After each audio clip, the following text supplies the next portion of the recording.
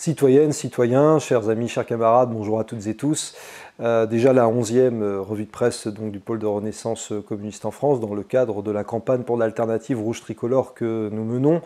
Rappelons d'ailleurs que le sens de la campagne que nous menons, c'est d'abord et avant tout la défense et la reconquête de la souveraineté nationale et populaire. D'ailleurs, samedi dernier, nous l'avons rappelé au moment du 150e anniversaire de la Commune de Paris, à savoir que l'objectif est de faire enfin France commune, ce qui passe donc par le Frexit progressiste, les nationalisations qui sont démocratiquement contrôlées par les travailleurs et bien sûr la construction du socialisme. Ce 29 mai d'ailleurs était assez particulier parce que le même jour où nous avons participé à ce 150e anniversaire de la Commune de Paris, qui rappelons-le était un mouvement patriotique, républicain et socialiste, l'alliance dans le fond du drapeau rouge et du drapeau tricolore, eh bien, il se trouve que les médias ont beaucoup parlé en France des manifestations de milliers de personnes qui en réalité s'attaquent à la République une et indivisible. Qui s'attaquent à la République une et indivisible, à l'image par exemple du mouvement Haïta-Braise en Bretagne, où tout simplement, symboliquement, l'article 2 de la Constitution de 1958 a été brûlé par ces militants. Alors rappelons d'ailleurs que cet article 2 de la Constitution explique que le français, c'est la langue de la République. C'est ça d'ailleurs qui leur posait problème. Ça ne dérangeait pas de brûler cet article qui réaffirme aussi, même si ce n'est en réalité pas le cas, étant donné les forces oligarchiques qui nous dirigent, que la France est une démocratie et que, par conséquent, le pouvoir appartient au peuple, qui se gouverne pour lui-même et par lui-même. C'est très symbolique de constater que cette grande offensive régionaliste, séparatiste, euro-séparatiste, a eu lieu un 29 mai. 29 mai, rappelons aussi que c'est bien entendu la victoire de la souveraineté nationale et populaire en 2005, lorsque 55% des Français avaient rejeté la Constitution, le traité établissant une Constitution pour l'Europe. Il y avait d'ailleurs, parce que nous avions eu droit à quelques questions à ce sujet, un rassemblement qui était organisé au sujet d'un référendum pour le Frexit. Pour nous, la question d'un référendum ne se pose même pas, puisque nous sortirons de l'Union européenne sans référendum. C'est fait partie de la reconquête de la souveraineté nationale et populaire. Et de surcroît, nous en ressortirons non pas pour voir après ce que l'on fait derrière, si on penche à droite ou à gauche, non, c'est pour construire le socialisme, puisque les deux vont absolument de pair. Et que de ce point de vue, des limites doivent être clairement indiquées, et nous l'avons toujours dit, c'est la limite clairement rouge contre la fascisation par rapport à des forces qui défendraient la sortie de l'euro et de l'UE éventuellement, et qui en réalité derrière ne font que surtout pointer la dislocation identitariste de la France. Cela étant, nous aimerions insister sur cette dislocation euro-atlantique de la France. Parce que oui, la République une et indivisible est en train de s'écrouler. Et nous venons de l'évoquer à travers cette manifestation du mouvement Haïta-Braise, notamment en Bretagne, et le fait que l'article 2 de la Constitution ait été brûlé. Mais la dislocation euro-atlantique de la France, elle se fait bien sûr dans le cadre de l'Union européenne et elle s'effectue à tous les niveaux, et en particulier au niveau de sa souveraineté diplomatique et militaire. Cela fait désormais plusieurs années que dans le cadre de l'Union européenne se développe l'idée selon laquelle la France devrait céder son siège de membre permanent du Conseil de sécurité de l'ONU à l'Union européenne. Alors cette offensive est portée depuis plusieurs années et notamment relayée par Angela Merkel et par la bourgeoisie impérialiste allemande qui ne rêve que d'une chose en réalité, pouvoir restaurer la puissance de l'Allemagne impérialiste. Signalons d'ailleurs à ce sujet que les dépenses militaires de l'Allemagne ne cessent de se multiplier à une vitesse exponentielle, du jamais vu d'ailleurs depuis 1945. Eh bien, c'est l'Allemagne de Merkel, notamment, qui insiste sur le fait que la France doit céder son siège de membre permanent à l'ONU. Alors on pourrait dire, bon, vous exagérez, de toute façon on est encore loin de ce scénario. Ne croyez pas cela, puisqu'il suffit de prendre l'un des derniers rapports de la Commission des Affaires étrangères au sein du Parlement européen, qui a bien sûr été approuvé par la dite Commission, où l'on voit de plus en plus la nécessité pour l'Union européenne de devenir une puissance globale qui, en réalité, eh bien, incarnerait une nouvelle diplomatie, une diplomatie euro-atlantique, c'est-à-dire complètement inféodée aux États-Unis, complètement inféodée aux intérêts capitalistes, impérialistes donc des États-Unis, et puis bien sûr des différents patronats en Europe. Donc ne croyons pas que la France est à l'abri de ce point de vue. Pas que la France au demeurant, mais rappelons que historiquement, la France a su tenir un discours d'indépendance, notamment par rapport aux États-Unis, ce que De Gaulle fit d'ailleurs dans les années 60, imparfaitement bien entendu, mais il le fit notamment en quittant le commandement militaire de l'OTAN en 1966. Voilà où nous en sommes aujourd'hui, c'est-à-dire une diplomatie française qui est complètement en train de s'aligner, qui est déjà alignée en réalité sur les États-Unis, et une diplomatie française qui n'est plus capable de jouer un rôle fondamental en faveur de la souveraineté des peuples. Et de ce point de vue, nous devons faire un point sur la situation en Afrique, et notamment à la suite du discours d'Emmanuel Macron, puisque Emmanuel Macron a tenu donc a réalisé une tournée, un voyage officiel la semaine dernière en Afrique, où il a pris la parole notamment au sujet de la situation au Mali, et à propos également des questions d'immigration, de développement en Afrique. Il est quand même assez savoureux de voir que désormais Emmanuel Macron, alors que la France est déjà engagée dans une opération Barkhane dans laquelle elle n'aurait jamais dû s'engager il y a 8 ans, et bien que la France est embourbée au Mali, et bien nous voyons à présent qu'Emmanuel Macron explique que la France pourrait quitter le Mali si jamais le Mali basculait justement vers, malheureusement, dans l'option djihadiste. Cette option existe réellement. Et d'ailleurs, le PRCF ne l'a jamais sous-estimé, à savoir que la lutte contre le panislamisme, contre le djihadisme qu'évoquait déjà Lénine dans un célèbre discours de 1920 à ce sujet, eh bien, nous l'amènerons. Nous l'amènerons parce que nous le répéterons toujours que les islamistes sont des ennemis du communisme et estiment que les communistes sont leurs principaux ennemis. Et il suffit de voir ce qui s'est passé en Afghanistan ou en Iran, notamment historiquement. Mais il faut prendre cette menace très au sérieux parce qu'elle se répand malheureusement du côté du Sahel.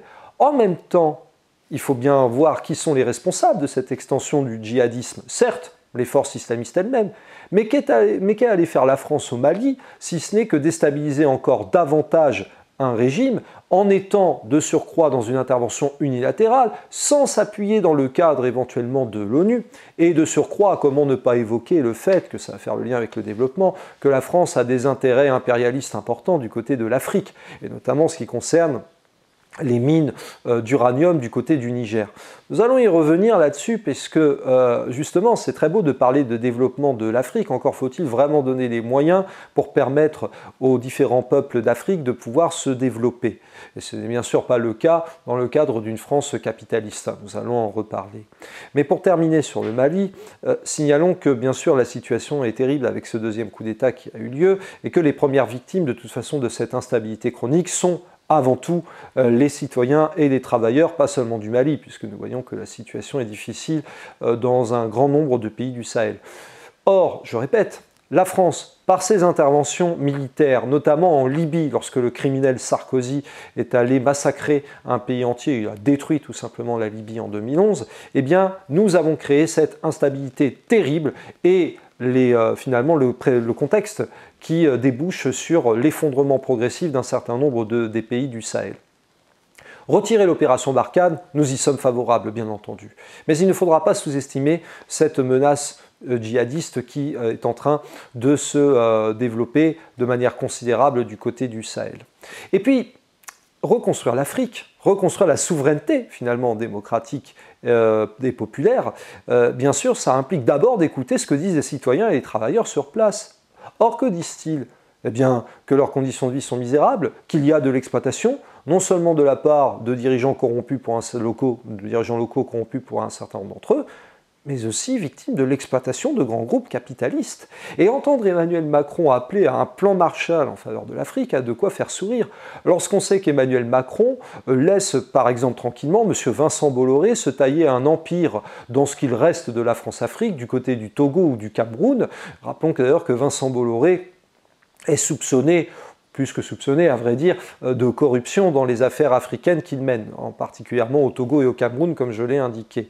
Et à tel point d'ailleurs qu'il est considéré sur une liste noire de la part de l'ONU, puisque dans le fond, Vincent Bolloré est le prototype de ces soi-disant grands entrepreneurs français qui vont piller les ressources des pays africains et qui, justement, eh bien, servent la soupe à partir de là à des discours anti-France. Parce que nous insistons sur ce point-là.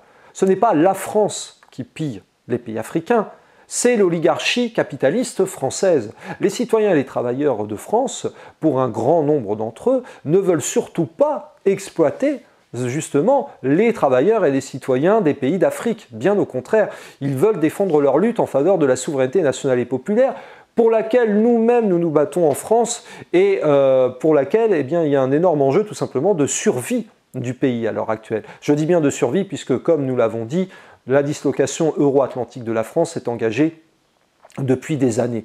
Et on la retrouve évidemment dans le cadre des choix diplomatiques de plus en plus importants qui sont effectués par Emmanuel Macron à la suite de tous les eurogouvernements successifs. Nous l'avons dit, voici que la France pourrait s'apprêter à céder son siège de membre permanent du Conseil de sécurité de l'ONU, que la France continue d'entretenir les quelques bribes de France-Afrique qui restent, ce qui ne signifie pas d'ailleurs que si la France-Afrique disparaissait, l'Afrique serait à l'abri des appétits impérialistes, y compris des appétits impérialistes plus récents comme le néo-ottomanisme de la Turquie d'Erdogan. Il faut rappeler que celui-ci étend son influence également et l'islamisation d'un certain nombre de pays, notamment du côté de la Libye. Donc en tout cas, il est plus que jamais fondamental de repartir à la conquête de cette souveraineté nationale et populaire qui est en train de disparaître et qui débouche sur la dislocation euro-atlantique de la France. Une dislocation euro-atlantique qui est finalement qui est le sceau, si j'ose dire, d'un certain nombre de formations politiques responsables. D'abord, signalons que le prétendu Rassemblement national ne veut pas sortir de l'euro, ni de l'Union européenne, ni de l'espace Schengen, ni bien sûr du capitalisme, et ne souhaite quitter que le commandement militaire de l'OTAN. Donc, autrement dit, rester dans l'Alliance Atlantique. Autrement dit, le RN contribue également à cette eurodislocation. Pas besoin de parler des macronistes, pas besoin de parler des faux républicains, qui d'ailleurs font de plus en plus le choix du rassemblement, du prétendu Rassemblement national. Il suffit de voir les paroles récemment de Guillaume Pelletier, qui explique qu'il partage des valeurs communes avec Robert Bénard, le maire de Béziers. Nous voyons bien que cette reconfiguration de la droite, sur des bases euro-atlantistes, sur des bases clairement xénophobes, et de plus en plus réactionnaire et fascisante, et bien entendu capitaliste, constitue une menace grave et mortelle pour la souveraineté nationale et populaire du pays. Mais malheureusement, la dislocation euro-atlantique de la France est également portée par des forces dites de gauche, qui sont en fait des forces de droite. On le répétera jamais assez. Le soi-disant Parti socialiste, les pseudo-Europe Écologie Les Verts, etc., ce sont des forces de droite. Ce sont des forces de droite qui contribuent à la disparition de la souveraineté nationale et populaire de la France en s'adonnant par exemple à justement soutenir la construction euro-régionaliste de l'Union européenne qui démantèle la France, en s'adonnant aussi dans un des fléaux majeurs que le PRCF combattra avec vigueur et qui se retrouve dans la mesure d'urgence numéro 4 que nous préconisons, à savoir la corruption. Signalons quand même à ce sujet que M. Éric Piolle, le maire de Grenoble, est à l'heure actuelle placé en garde de vue, tout simplement parce qu'il est soupçonné, et a priori ce sont des soupçons qui devraient être assez avérés, de corruption, puisqu'il avait accordé finalement pendant 2 années consécutives la réalisation de ce qu'on appelle la fête des Tuiles. C'est en référence à la révolte des Tuiles en juin 1788 à Grenoble. D'ailleurs, signalons-le, c'était un préalable à la Révolution française qui allait éclater l'année suivante. M. Piolle est soupçonné, en tout cas, d'avoir accordé des faveurs à une association qui en réalité était très proche de lui et qui s'appelle Fusée. Des affaires de corruption d'ailleurs qui se multiplient dans de nombreuses instances, dans des instances régaliennes, comme la police, comme également la justice. Au sein des partis politiques, on le sait, nous avions dit, rappelez-vous, que le Rassemblement national est soupçonné, mais plus que soupçonné, de détournement de fonds européens à hauteur pratiquement de 7 millions d'euros, pour financer bien sûr les activités de son parti. Donc il faut signaler tous ces éléments parce que dans le fond, les forces euro-régionalistes de la soi-disant gauche, qui sont des forces de droite, contribuent également à la dislocation euro-atlantique de la France. Et notamment en cassant un élément central, qui est l'égalité. L'égalité entre tous les citoyens, des travailleurs, devant la loi. Ne rêvons pas, nous savons très bien que cette égalité devant la loi n'est que pure chimère en régime capitaliste et l'a toujours été. De même que les privilèges n'ont jamais été abolis malgré la proclamation dans la nuit du 4-5 août 1789. Pas du tout. Ce qu'il faut, c'est clairement l'appliquer. Et cela tombe bien parce que nous, au PRCF, sommes les défenseurs de la Déclaration des droits de l'homme et du citoyen. mais pas de celle du 26 août 1789, non, celle du 24 juin 1793, celle qui accorde la part centrale à l'égalité, celle qui bien sûr réaffirme la nécessité de défendre les libertés, d'assurer la sûreté, et puis celle qui également remet en cause le caractère inviolable et sacré de la propriété, et en particulier la propriété des grands moyens de production qui doivent être restitués aux citoyens et aux travailleurs de France. En tout cas, c'est plus que jamais indispensable de mener ce combat pour la reconquête de la souveraineté nationale et populaire et pour réaffirmer cette égalité entre tous les citoyens et tous les travailleurs. Parce que la dislocation euro-atlantique de la France, dans le fond, conduit à la fascisation. Et cette fascisation en fait est mêlée à la fascisation. Et cette fascisation, elle s'exprime jour après jour.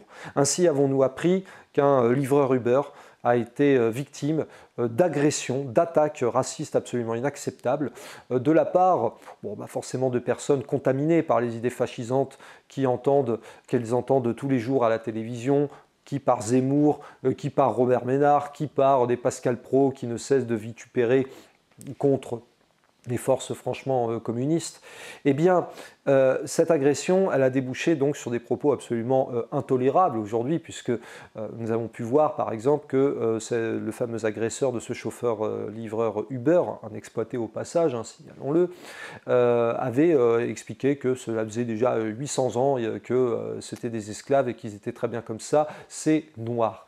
D'ailleurs, nous rappelons que ce ne sont pas des noirs, mais ce sont des citoyens français, ou au pire des travailleurs étrangers qui sont également donc des êtres humains ayant exactement les mêmes droits que les travailleurs et que les citoyens de France.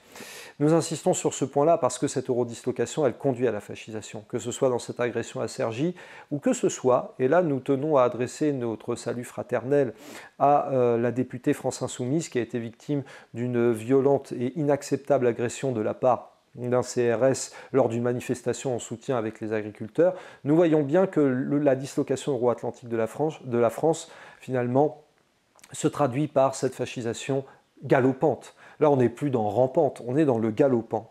Et ce qui est en jeu, c'est tout simplement la survie du pays. Et malheureusement, force est de constater que de moins en moins de citoyens et de travailleurs croient dans justement les forces politiques présentes. Enfin, malheureusement, ou plutôt logiquement. Certainement avez-vous vu donc les résultats des élections législatives partielles, absolument calamiteux, avec des taux d'abstention qui varient entre 75 et 85% à peu près. Nous n'allons pas pleurer là-dessus. L'abstention est l'expression d'une immense colère.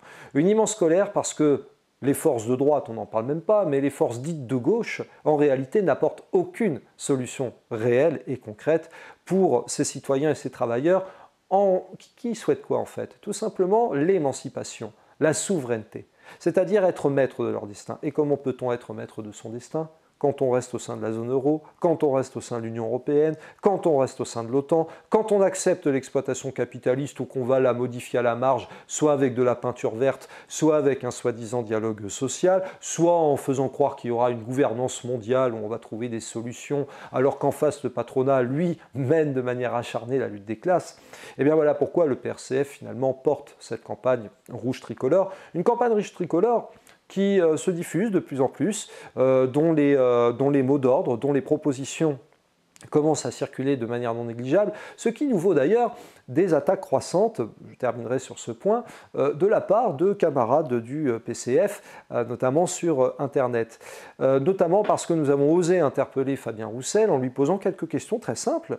Mais, cher camarade Fabien Roussel, que faites-vous devant la dislocation de la République unie et indivisible, sachant que des députés PCF ont approuvé la loi Molac, que défendent d'ailleurs par exemple les partisans du mouvement Haït Brest, dont on a parlé tout à l'heure, et qui sont prêts à brûler par l'article 2 de la Constitution. Que faites-vous face à la question de l'Union européenne et de l'euro? Que faites-vous sur la question des nationalisations contrôlées démocratiquement par les travailleurs, sachant que de toute façon ce n'est pas possible dans le cadre de l'Union européenne? Ce sont des questions simples d'interpellation.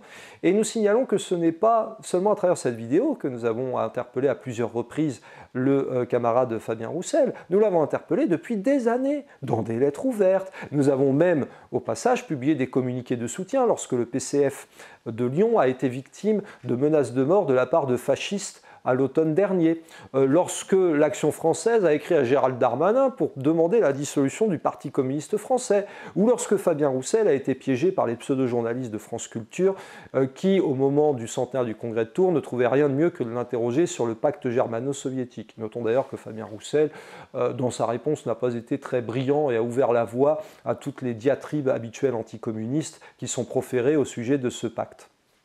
Donc voilà, nous sommes dans une logique très simple. Nous posons les questions qui seront au cœur, en fait, des grands enjeux pour que, justement, les citoyens et les travailleurs aient enfin une véritable perspective d'émancipation nationale, populaire, socialiste. C'est le Frexit progressiste, c'est la campagne rouge tricolore, c'est l'alliance des deux drapeaux, le drapeau rouge de la révolution prolétarienne, le drapeau tricolore de la révolution jacobine de 1793, c'est la défense finalement de la souveraineté du peuple, par le peuple et pour le peuple, ce qui nécessite plus que jamais d'en finir avec l'euro, l'Union européenne, l'OTAN et le capitalisme, et non pas de parler d'une prétendue réorientation de la construction européenne qui ne peut pas avoir lieu.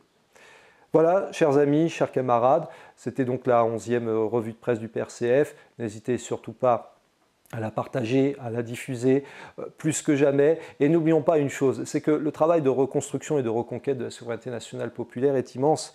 Et il nécessitera pour cela de procéder à finalement ce qui n'a pas vraiment eu lieu à la libération, parce que le combat que nous menons est un combat de résistance, c'est-à-dire une franche épuration de tous celles et tous ceux qui contribuent à cette dislocation euro-atlantique de la France. Et la preuve que ça n'a pas eu lieu, nous ne pouvons que vous rappeler de lire notamment cet ouvrage d'Annie Lacroix-Riz, La non-épuration en France de 1943 aux années 1950, parce qu'en réalité on a recyclé beaucoup trop de branches mortes.